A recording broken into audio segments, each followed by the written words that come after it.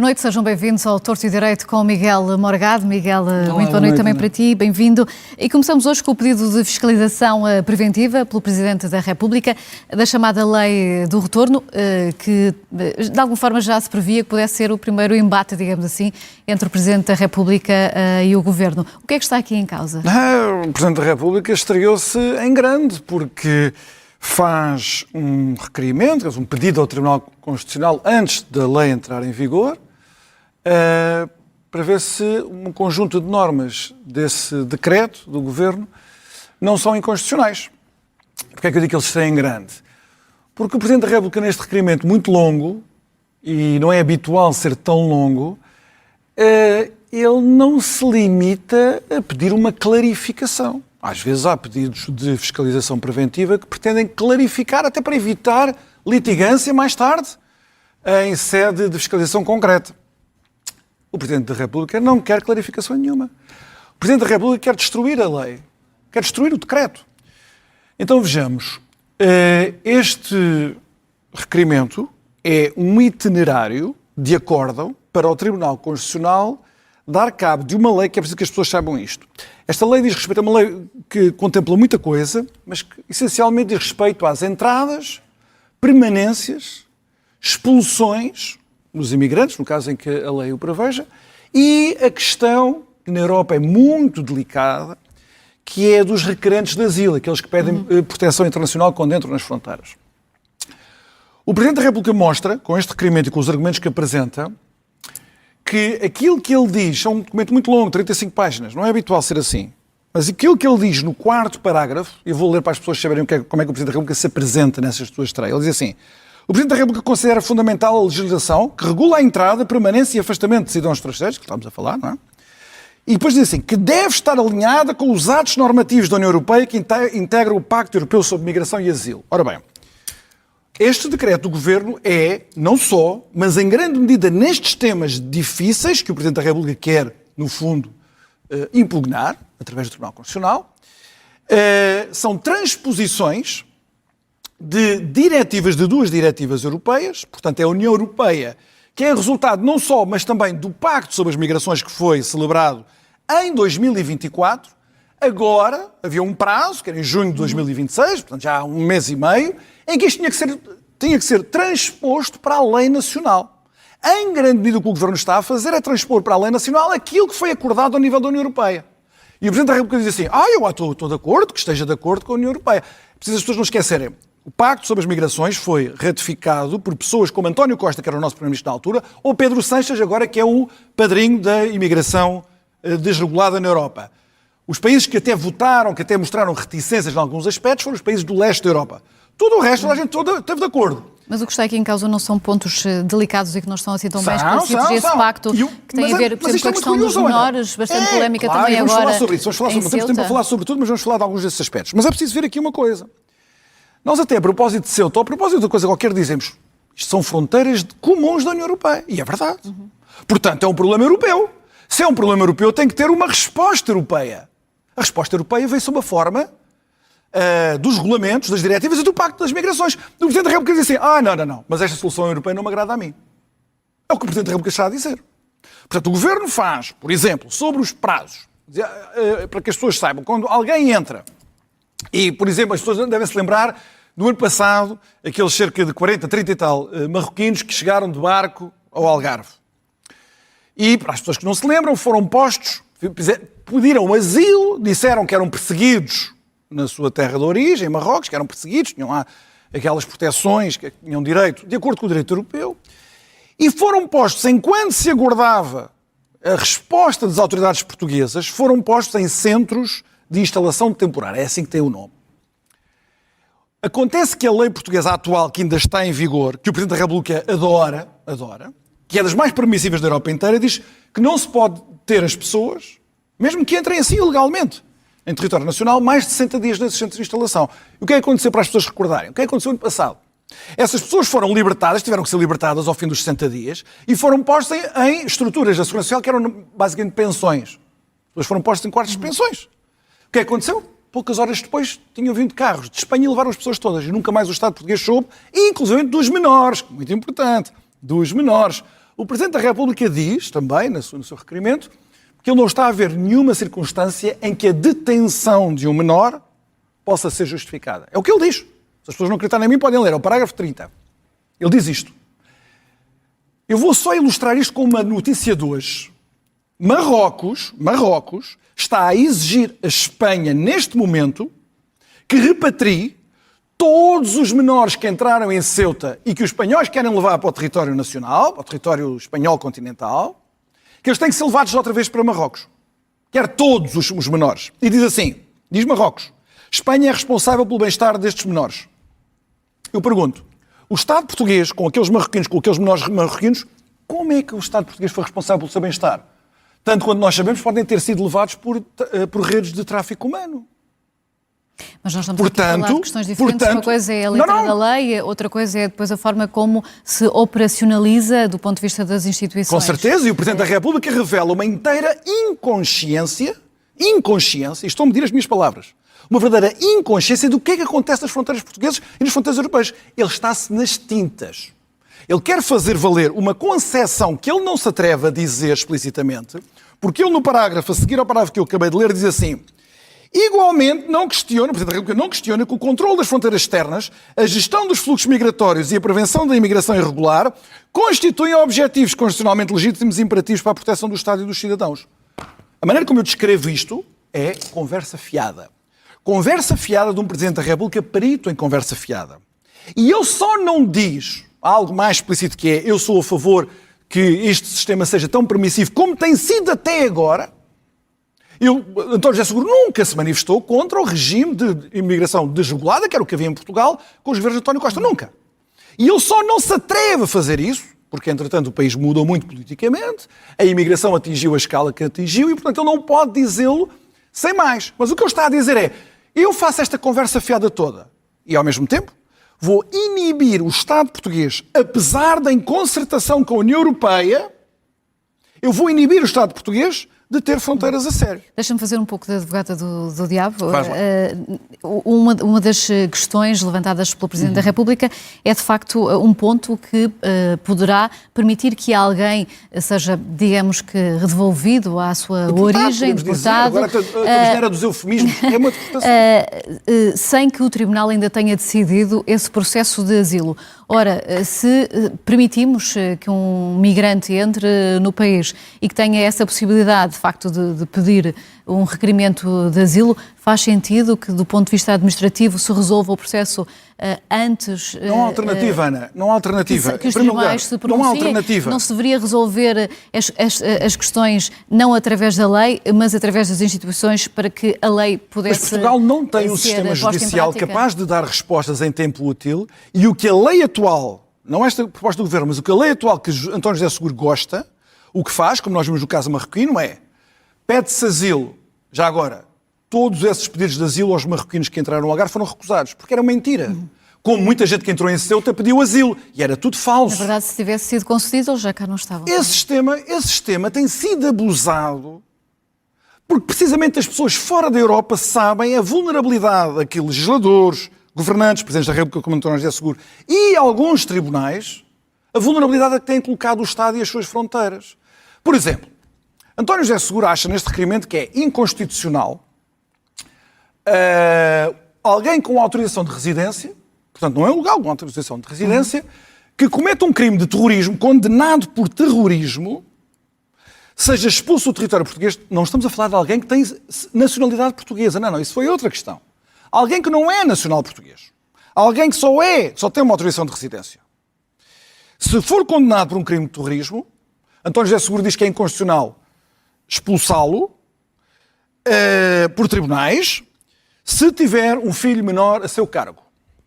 Ele acha que é inconstitucional. E acha que é inconstitucional se a solução alternativa, porque ele nunca dá soluções, porque não dá soluções nenhumas aqui, que a solução alternativa que é o terrorista ser expulso do território nacional e levar o seu filho ou os seus filhos menores consigo. Isso também é inconstitucional.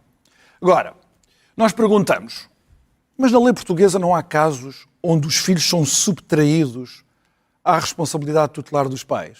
Há muitos casos. Desde logo violência doméstica, abusos, coisas dessas, como nós sabemos, tragédias que acontecem no território nacional, infelizmente, todos os dias. E os pais têm que ser retirados, têm que ser separados dos pais. Até vou dar outro exemplo. Um exemplo que também suscita dúvidas de constitucionalidade, mas o Presidente da República parece estar-se nas tintas. A famosa lei que proíbe as chamadas terapias de conversão. Para quem não sabe, é proibir os pais de interferirem quando os filhos demonstram determinadas preferências sexuais e os pais não podem interferir nessa opção dos filhos, seja que preferência sexual for. Em alguns casos, na lei, é comportamentos. Os pais não podem ter determinados comportamentos que podem ser adversos à orientação sexual dos filhos. Vá-se lá saber o que é que isto quer dizer. Uma das penalidades previstas nessa lei é também retirar os pais aos filhos, ou separar os filhos dos pais. Mas então, quer dizer, isto é tudo constitucional. Mas no caso em que temos um pai terrorista, uma mãe terrorista, isso é o quê? Isso é um grande ambiente em casa, é alguém que se dedicou muito a proteger o filho, sendo um criminoso desta espécie, e o Estado português fica inibido de expulsar essa pessoa porque tem um filho menor português? O Presidente da República não dá alternativas a isto. Ele coloca os obstáculos. Repare, isto são tudo coisas que estão contempladas no acordo da União Europeia. Isto não são coisas inventadas pelo Estado português. Mas o que estava aqui em causa era, acima de tudo, a separação das famílias. Foi essa a grande polémica mas nós chegamos... que esta lei trouxe. Ou seja, a possibilidade, efetivamente, mas agora, deixar os pais no lado, mas o critério do interesse superior da criança, que é o critério que tem sido utilizado, determinado pelos Tribunais de Direitos Humanos, Tribunal Europeu dos Direitos Humanos, etc., pela nossa Constituição e por aí adiante, na verdade, se torna uma abstração a partir do momento em que a única coisa que nós queremos é que as crianças, por exemplo, não possam ser levadas, por exemplo, neste caso, de Ceuta para Marrocos outra vez, para junto, nomeadamente, dos seus pais. Então, quer dizer, o superior interesse da criança, que muitas vezes não sabemos que são crianças, são menores de 18 anos, que aparecem sem documentação, e como já sabem, porque são instruídos pelas redes de tráfico, dizem, eu não tenho 18 anos.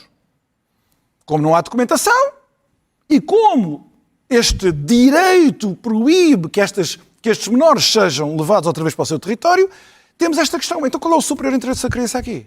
É ser separado da sua família de origem? Sem nós sabermos, fazermos ideia se é uma família violenta, se não é. O superior interesse da criança é deixar a criança no território nacional, à solta. Isso é que é o superior interesse da criança. Portanto, nós vamos ter a oportunidade de olhar para estes artigos todos, para estas normas, quando vier o acordo do Tribunal Constitucional. Mas o Tribunal Constitucional tem que perceber que isto é um ataque frontal à possibilidade de, em concertação com a União Europeia, se estabelecer procedimentos sem os quais não existem fronteiras dos Estados, nem existe fronteira externa comum da União Europeia. Se o Presidente da República diz, eu quero manter o estado de coisas até agora, estou-me nas tintas para o Pacto de Migração, ele que tenha a coragem e vai à televisão, dirige-se aos portugueses e diz que essa é a sua opinião. Temos que também esperar agora pela decisão e os argumentos do Tribunal Constitucional. Vamos seguir para o próximo tema. Foi, aliás, uma promessa deixada na semana passada em que falámos aqui dos dados do PIB, que se mostravam bastante positivos e realçámos na altura, de forma breve, que à exceção do investimento, ou seja, fatores muito positivos como o turismo, entre outros pontos que tinham crescido. Ao contrário, o investimento em Portugal tem vindo a diminuir. O que é que está a acontecer? Qual é o problema? Vamos lá fazer aqui um balanço. Portugal não seja interessante. Vamos lá fazer aqui um balanço dos últimos, na verdade, 15 anos. Portugal tem um nível crónico de déficit de investimento público. Temos investimento público a menos. Agora, eu vou recordar as pessoas do que é que aconteceu, porque nós vivemos numa sociedade com uma velocidade sempre em aceleração e as pessoas às vezes esquecem essas coisas. Alguém, Primeiro-Ministro, disse isto em dezembro de 2015. A consolidação orçamental não se pode fazer à custa do esmagamento do investimento público, porque sem investimento não há crescimento sustentado nem criação de emprego. Quem é que disse isto, Ana? 2 de dezembro de 2015, não é difícil adivinhar. António Costa. Eu respondo, António Costa. Nós vínhamos do programa de ajustamento, onde o país entrou em bancarrota, teve que se cortar uma série de despesas e cortou-se despesa também, quero que o gráfico agora aí um bocadinho, por favor, e o investimento público também foi cortado. Aparece um primeiro-ministro, um demagogo de primeira, como é António Costa, que agora é presidente do Conselho Europeu, diz, isto que se fez foi uma vergonha, cortou-se o investimento público, sem investimento público não há crescimento. Ora, vamos olhar para este gráfico. Eu esqueci-me de dizer, atenção que isto tem direitos de autoria. Eu estou-me aqui a basear numa investigação fresquinha de um dos mais brilhantes economistas portugueses da nova geração, digamos assim, Miguel Faria Castro, que está sediado nos Estados Unidos, E ele apresentou este artigo agora, muito recentemente. E ele mostra-nos estes dados muito importantes. Qual é o ano onde o investimento público em porcentagem do PIB atinge o seu ponto mais baixo? É para as pessoas consultarem ali na linha azul, na linha abaixo. É o ano de 2016. O ano do orçamento que estava a ser anunciado precisamente quando António Costa disse estas palavras mentirosas, que ele não fazia nenhuma tensão de cumprir. Portanto, o que se seguiu foi o quê? O país já tinha recuperado, já não estava em bancarrota a partir de 2014, 2015, 2016 em diante. E o que é que acontece? Em vez de haver a tal consolidação orçamental sem sacrificar o investimento público, sacrificou-se o investimento público à bruta. A diferença entre a linha azul em baixo e a linha vermelha em cima, a diferença é o que nós precisaríamos a mais de investimento público que realizámos em cada um destes anos, na altura durante a Troika e depois com os governos de António Costa, para atingirmos a linha vermelha, quer dizer, para ter essa diferença, para termos o estoque, a quantidade de capital público de 2013. De 2013. Portanto, quando António Costa fez esta promessa mentirosa, ele nesse ano, ele e Mário Centeno encarregaram-se de suprir, já sem as taxas de juros a disparar, taxas de juros eram quase zero, já quase naquela altura, em 2016, 2017, no país já não estava em bancarrota, havia abundância de capital. Foi metade daquilo que era necessário, não era para fazer crescer o estoque de capital público, era para repor os níveis de 2013. E assim foi, vivemos nesta mentira durante estes anos todos. Finalmente, a zona ali, a cinzenta, o que é que diz? Diz qual é a previsão para os anos 2026 e 2027. Agora, nós tivemos aqui uma anomalia. Nestes últimos 2 anos, até 2026, foi o PRR. E, portanto, o PRR vai estar a suprir todas aquelas carências de investimento público que nós não fomos capazes de garantir nos anos anteriores. Só que o PRR vai acabar em 2027. E, portanto, a previsão é que nós vamos voltar um bocadinho à cepa torta do passado. Porquê é que isto é importante? Porque eu agora peço para porem o gráfico seguinte. Isto é importante porque as pessoas têm que perceber que isto foi uma forma de empobrecimento do país. Aqui neste gráfico, as pessoas podem agora ver no ecrã, falamos do capital, não é investimento público, não é investimento público anual. É a soma de equipamentos públicos, na educação, na saúde, nos transportes, todo o tipo de coisas, nas redes, de distribuição de todo o tipo de bens. Isto é esse estoque de capital público em percentagem do PIB. Veja-se como ele está sempre a cair. E há uma ilusão de subida, mas é só porque tivemos o colapso da economia em 2020 e, portanto, há uma diminuição do denominador, não vou estar a chatear as pessoas com isso. Mas, na verdade, isto é uma queda permanente. Esta curva em queda significa que o país, deste ponto de vista, ficou mais pobre. Todos os nossos equipamentos estão mais velhos e são menos abundantes para um país cuja população aumentou muito, como nós temos. Mas é um problema crónico porque é transversal a vários governos. É transversal a vários governos, vamos lá ver, com calma. Este problema não era crónico até o princípio da década de 2000, digamos assim. A partir daí é que as dificuldades financeiras do Estado levaram os vários governos a fazer esta escolha entre garantir aqui os mínimos de aumento do Estado Social, dos funcionários públicos e o investimento público. O que é que eu vou fazer? Vou cortar o investimento público.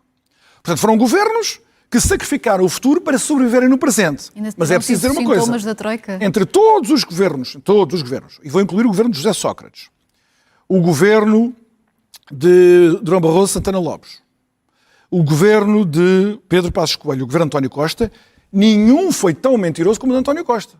Porque os níveis de investimento público não eram tão baixos como foram os de António Costa, nem sequer quando a Troika estava cá dentro, e nessa altura, Portugal também não tinha meios para realizar investimento público. Quando teve esses meios, tinha um chefe de governo e um ministro das Finanças que diziam que o investimento público era a chave de todo o desenvolvimento económico, enquanto nas costas dos portugueses os iam cortando. E deixaram-nos um país empobrecido. Esse é que é o ponto, deixaram-nos um país empobrecido. E agora? Ou seja, temos cuidados de saúde piores, uma educação pior. Temos estruturas e equipamentos de saúde piores, temos estradas piores, temos todo esse tipo de equipamentos que são realizados pelas empresas públicas, todos eles estão mais velhos, deteriorados e em menor quantidade. Quando a população cresceu e a economia também. Portanto, este empobrecimento é inequívoco. Agora, o único desafio aqui é este. O que é que nós vamos fazer de hora avante? Porque o PRR vai acabar. Portugal está... 90% do investimento público que realiza, que é pouco, provém de fundos europeus, de uma maneira ou de outra. Agora esses fundos europeus vão reduzir-se imenso. O que é que os governos do futuro vão fazer? A mesma escolha que fez António Costa? Isso não pode ser. O país não consegue sobreviver com um estoque de capital público sempre em contínua contração e envelhecimento. Para concluirmos este tema, então, qual é a solução? A solução é que, primeiro, a economia tem que acelerar, tem de haver ganhos de produtividade muito maiores para a economia em geral crescer e depois as escolhas da esfera pública têm de ser muito mais criteriosas. Se a ideia é fazer juras de amor ao investimento público ao mesmo tempo que se o corta no orçamento, esses governos não merecem governar. É tão simples quanto isto. Ou então tenham coragem de dizer, como haverá governos no outro dia, nós não precisamos de investimento público. Pronto. Se alguém disser, nós não precisamos disso para nada, o investimento público é uma coisa do passado, que é uma loucura dizer uma coisa destas, mas se alguém tiver o atrevimento de dizer isso e depois em conformidade o cortar, enfim, pelo menos não podemos acusar de mentir. Agora, a duplicidade que tivemos durante 8, 9 anos, essa aqui é insuportável. E depois de termos feito este retrato do país, vamos ao estado atual da Europa e hoje trazes como ligação um plágio na Universidade de Cambridge. Queres-nos explicar porquê? Porquê é que um plágio na Universidade de Cambridge, e os casos de plágio nas universidades são infelizmente abundantes, e agora na era da inteligência artificial a coisa está-se a tornar desastrosa e catastrófica, enfim, isso é outro problema, mas porquê é que um caso de plágio na Universidade de Cambridge justifica aqui esta nossa apresentação? Bem, porque é um caso de plágio muito particular. Eu queria que pusessem no ar a fotografia deste senhor, que foi o professor de Cambridge acusado de plágio, chamado Jason Arday. Jason Arday foi contratado na altura, há uns anos, como o professor negro mais jovem de sempre da Universidade de Cambridge. A Universidade de Cambridge é uma das melhores universidades do mundo. Que tem para lá uma data de prémios Nobel, uma grande universidade secular desde a Idade Média que foi fundada, enfim, uma grande universidade. Este homem foi contratado e, alguns anos depois, primeiro por um professor já jubilado, depois por um jornalista, começou a ser questionado pelo plágio que tinha cometido na sua tese de doutoramento. Porquê é que isto pode acontecer a toda a hora? Isto acontece a toda a hora no mundo, acontece em Portugal também. Porquê é que isto é importante? Bem, porque este senhor Jason Arday foi apresentado, na altura quando foi contratado na Universidade de Cambridge, como uma espécie de joia da coroa de uma exibição de política de relações públicas da própria Universidade de Cambridge. Isto é, em nome da ideologia woke, sacrificou-se a universidade e envolveu-se todo o tipo de instituições. Por exemplo, o jornalista que decidiu fazer perguntas. Está aqui a sua tese de doutoramento, ela está plagiada, o que é que tem a responder a isto? Não foi só ter sido devolvida essa interpelação pelo Jason Arday e pelos seus compadres, como assédio racista. Claro, hoje em dia, o assédio racista tem que ser assédio racista. Foi a polícia de Londres que andou a ameaçar e a intimidar o jornalista de que se não parasse com essa investigação, iria atuar sobre ele. Portanto, a polícia londrina quis intimidar e impedir o jornalista de fazer investigação própria, utilizar a liberdade de expressão e a liberdade de imprensa, ainda por cima num caso em que ele tinha razão. Entretanto, soube-se uma montanha de mentiras, porque este homem é um mentiroso compulsivo. Disse que tinha feito 30 maratonas em 35 dias, tinha corrido em 6 dias 600 milhas para angariar fundos de caridade, disse que trabalhava em universidades da África do Sul, dos Estados Unidos, que era tudo mentira, e agora, entretanto, admitiu-se, evidentemente, a acusar toda a gente de racismo. Há uma carta de solidariedade a dizer que é a extrema-direita, são jornais de extrema-direita a fazer esta campanha, com o líder do Partido dos Verdes, Zach Polanski, imensos deputados do Partido Trabalhista, até a própria BBC quis proteger a incompetência e a incapacidade para o exercício destas funções, porque ele era negro e qualquer crítica a esse trabalho teria de ser racismo. Agora vamos comparar, só para as pessoas pensarem. Não, mas temos que avançar. Estava-se a tentar proteger professores negros, que também têm o seu espaço para expandir na universidade e têm sido uma minoria. Podia ser isso. Mas a ideologia woke não é a proteção de minorias negras, nem coisa. É a expansão de uma ideologia de vitimização e de dissolução das instituições. Vamos passar para a segunda fotografia que eu queria mostrar. Este homem chama-se, por favor, se puderem pôr a segunda fotografia, este homem chama-se Roland Fryer. Ainda não temos a fotografia no ar. Aqui está ele. Roland Fryer. Como se pode ver, é um professor universitário negro também, americano. Mas este é um professor a sério. Este é um investigador a sério.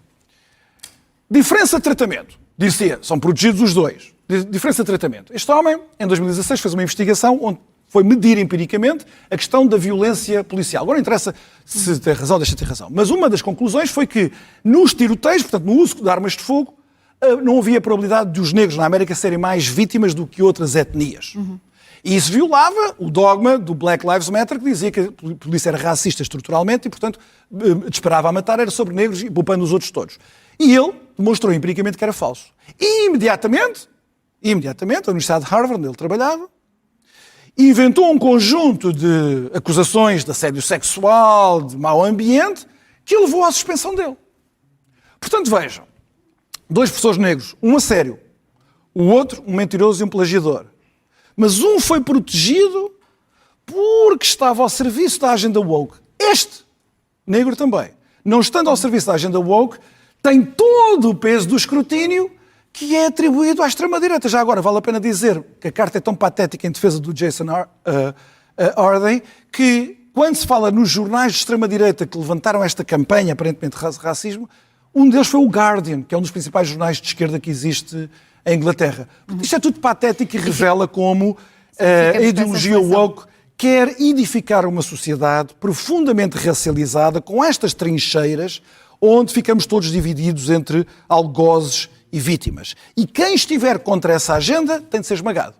Vamos passar agora para os momentos finais desta rúbrica. Vou pedir capacidade de síntese. Vamos agora ver a tua escolha desta semana para o inferno. O inferno. No inferno está a propaganda de Pedro Sánchez sobre a situação em Ceuta e o seu apoio em Portugal. Sobretudo o apoio em Portugal. É inacreditável como é que, com o desastre que aconteceu em Ceuta, eu li e ouvi comentadores políticos, jornais inteiros, a gabarem a atuação de um homem que foi um rosto deste desastre. Eu só escolhi 4 factos que impedem esta bajulação que deve revelar qualquer tipo de trauma político ou ideológico das pessoas que se dedicam a isso. Em primeiro lugar, Marlaska, o Ministro da Administração Interna de Sánchez, e Sánchez dizer: mas foi uma surpresa, nós não fomos avisados. Agora sabemos que foram avisados insistentemente, dias antes, sobre o que estava a acontecer, e não quiseram saber dos avisos. Portanto, a negligência de Pedro Sánchez tem laivos até de negligência criminosa. Enfim.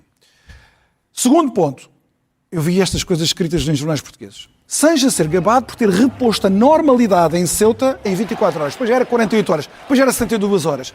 Vamos lá ser francos. Não há normalidade nenhuma na cidade de Ceuta.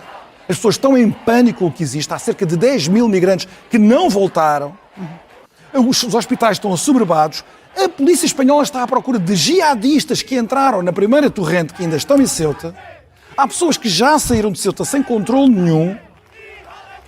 Há notícias já de violações de próprias meninas que vieram na torrente, que estão a ser violadas por quem veio com elas também. Quer dizer, isto é que é normalidade. Isto é que é normalidade. Terceiro facto. Schengen. Que estupidez. Então a Meloni vai agora fazer estas coisas contra a Espanha, do espaço Schengen. Ceuta não tem nada a ver com o espaço Schengen. Já toda a gente deve ter percebido, espero eu, que, em primeiro lugar, como nós vimos há pouco, os menores vão transitar para o continente espanhol. Até aí estão no espaço Schengen. Depois, como eu já disse a semana passada, Marrocos não aceita os migrantes subsaarianos. Não aceita. Só aceita marroquinos de volta. Esses não podem ficar na cidade de Ceuta. A cidade de Ceuta é demasiado pequena. Portanto, eles vão se transitar também para a Espanha. E, portanto, vão fazer parte do espaço Schengen. Cereja no bolo. Notícias da polícia italiana. Em resultado do reforço dos controlos que a Meloni impôs junto às fronteiras, já foram apanhados 15 migrantes ilegais provenientes de Espanha, graças a esse reforço do controle. Por isso, diabolizar a Meloni quando se faz de Sánchez um deus é uma coisa que me ultrapassa. Finalmente, como é que as pessoas podem aceitar que um governo diz que a origem da invasão é Marrocos e ao mesmo tempo que Marrocos é o parceiro mais fiável e generoso que alguma vez se inventou? Como é que as duas coisas podem ser simultaneamente verdade? Como é que podem ser? Quer dizer, isto é as pessoas aceitarem para proteção do seu tutor ideológico de contradições e de corrupção dos factos que não é aceitável. Vamos agora para o purgatório. A Ministra da Justiça e a auditoria que foi aberta à Polícia Judiciária Pronto, quem me acompanha a propósito do caso Luís Neves, aqui na SIC Notícias, desde que ele rebentou, que eu estou a exigir a abertura de uma investigação da Inspeção-Geral de Serviços de Justiça. Até porque o atual secretário de Estado adjunto da ministra era o anterior inspetor-geral. Não percebi este atraso. Pronto, agora já percebi que deve ter havido lá um arranjo no governo, combinado com o Luís Neves, olha, vamos fazer aqui uma coisa, não vai ser lá a história do outro lado, porque enfim, se o Ministério Público já está a fazer um... Pronto, está tudo combinado. Mas há aqui um aviso que tem que se deixar a Rita Giudice, a Ministra da Justiça, e a Luís Montenegro, que não se atrevam a fazer aquilo que Fernando Medina fez quando pediu um relatório à Inspeção-Geral de Finanças no caso da demissão da CEO da TAP. Talvez as pessoas já tenham esquecidas disso. Na altura, aquilo foi uma coisa que envergonhou a administração pública portuguesa, envergonhou o Estado português, porque foi um relatório vergonhoso para ilibar, na altura, o Ministro das Finanças e os ministros. Nós queremos uma coisa bem feitinha. É preciso não esquecer que isto acontece numa altura... Está a dizer que há risco de branqueamento. Já, que risco há, e por isso nós estamos aqui a dizer que estaremos cá para vigiar o governo. Já não dá para confiar em ninguém. Isto na semana em que nós sabemos que o diretor financeiro da Polícia Judiciária também fez obras com aquele construtor. Ele já negou. Ele nega, mas dá os testemunhos de que havia lá a carrinha a toda a hora e ele lá que ia passar férias. Enfim, é preciso esclarecer isso. E que a Procuradoria Europeia abriu uma espécie de averiguação preventiva aos contratos da PJ. Luís Neves quis ser o super-homem da PJ e agora ele nem se está a perceber que quem está a danificar a reputação nacional da PJ é ele com estas investigações. Vamos passar ao Paraíso. 30 segundos para falarmos do Paraíso. Bem, é para concluir as comemorações dos 250 anos, agora falhou uma palavra, 250 anos da fundação dos Estados Unidos e faz 200 anos, por esta altura, enfim, há um mês que fez 200 anos, da morte de John Adams e Thomas Jefferson. John Adams foi o segundo presidente dos Estados Unidos, foi o primeiro vice-presidente e o segundo presidente, e o Thomas Jefferson foi o terceiro presidente dos Estados Unidos. São figuras muito marcantes. Para quem quiser saber, o meu pai fundador preferido é o John Adams, o homem da esquerda, e eles têm uma história muito curiosa, que eles têm uma rivalidade política terrível. Quebraram uma amizade durante anos por causa da luta política que era muito violenta naquela época, ainda é nos Estados Unidos, como nós sabemos, e depois eles vão reatar a sua amizade no fim da sua vida, já velhotes. E sem eles saberem, eles vão morrer exatamente no mesmo dia. Vão morrer em 1826, e em que dia é que os dois morrem? No dia 4 de julho. O dia da Declaração da Independência, aquele aniversário que nós aqui celebramos. É uma grande história, a história de dois grandes homens, John Adams e Thomas Jefferson. Eu tenho preferência pelo John Adams, mas enfim, há também uma espécie de culto ao Jefferson. Fica aqui a homenagem aos dois. Muito obrigada também por essa pequena lição histórica. Miguel, até para a semana. Donald Trump diz que as negociações com o Irão